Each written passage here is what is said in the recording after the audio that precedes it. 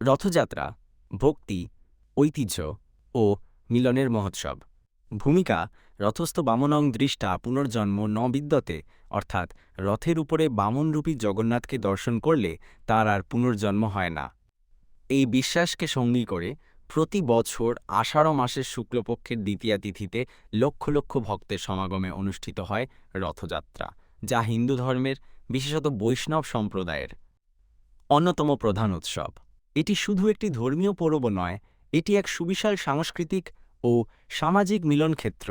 ভগবান জগন্নাথ তার বড় ভাই বলরাম এবং বোন সুভদ্রাকে নিয়ে রথে চড়ে মাসির বাড়ি গুন্ডিচা মন্দিরে যাত্রা করেন। এই যাত্রাকে কেন্দ্র করেই গড়ে উঠেছে এক বর্ণাঢ্য, ভক্তিপ্লুত এবং ঐতিহাসিক মহোৎসব। পৌরাণিক প্রেক্ষাপট ও ইতিহাস: রথযাত্রার উৎসের সঙ্গে জড়িয়ে আছে একাধিক পৌরাণিক কাহিনী। সবচেয়ে প্রচলিত কাহিনীটি রাজা ইন্দ্রদ্যুম্নকে কেন্দ্র করে।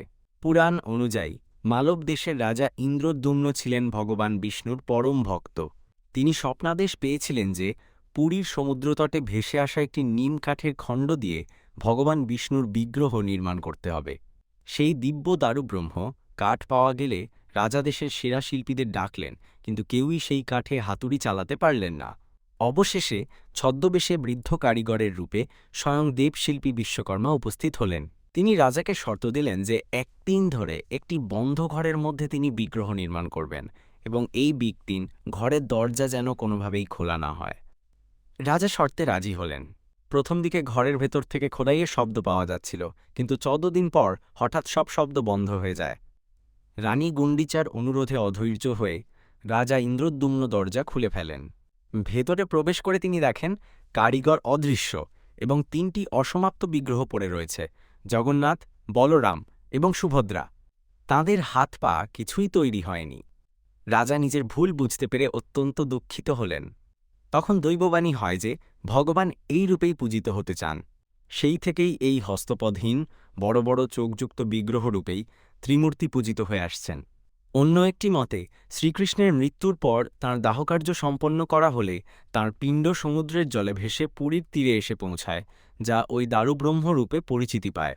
রানী গুন্ডিচার ভক্তি এবং তার কারণেই বিগ্রহের অসমাপ্ত রূপ প্রকট হয়েছিল বলে প্রতি বছর ভগবান তাকে দর্শন দিতে তার বাড়িতে গুন্ডিচা মন্দির যাত্রা করেন।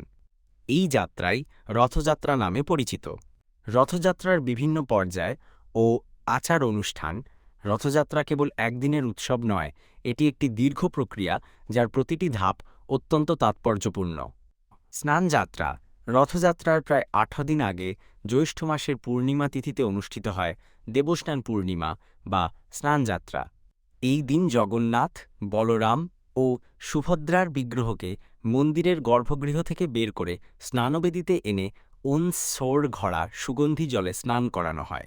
বিশ্বাস করা হয় এত জলে স্নান করার ফলে দেবতাদের জ্বর আসে।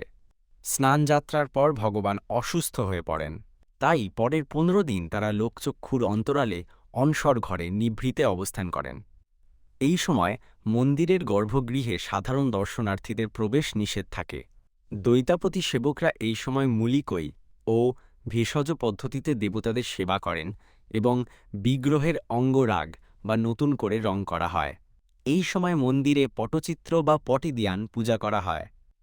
নবযৌবন দর্শন: 15 দিন পর, অর্থাৎ আষাঢ় মাসের অমাবস্যার পরের দিন, দেবতারা সুস্থ হয়ে ওঠেন এবং নবযৌবন প্রাপ্ত হন।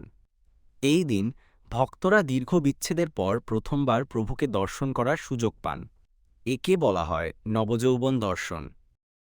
পহণ্ডি বিজয়: রথযাত্রার দিন সকালে মূল উৎসব শুরু হয় পহণ্ডি বিজয় দিয়ে। পহণ্ডি শব্দের অর্থ হল হেঁটে হেঁটে এগিয়ে যাওয়া। দৈতাপতি সেবকরা বিশাল ও ভারী বিগ্রহগুলিকে কাঁধে করে দুলিয়ে দুলিয়ে ছন্দবদ্ধ পদক্ষেপে মন্দিরের 22 ধাপ পেরিয়ে রথের কাছে নিয়ে আসেন। এই দৃশ্য অত্যন্ত আকর্ষণীয় ও ভক্তি উদ্রেককারী।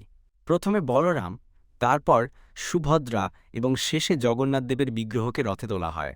রথ ও তার বর্ণনা: 3টি রথ 3 দেবতার জন্য নির্দিষ্ট এবং প্রত্যেকটির নিজস্ব নাম, রং ও বৈশিষ্ট্য রয়েছে। নন্দীঘোষ: এটি ভগবান জগন্নাথের রথ। এটি সবচেয়ে বড়, উচ্চতায় প্রায় 50 ফুট। এর সাকড়ি চাকা রয়েছে এবং এর পতাকার রং লাল ও হলুদ। রথের সারথীর নাম দারুক।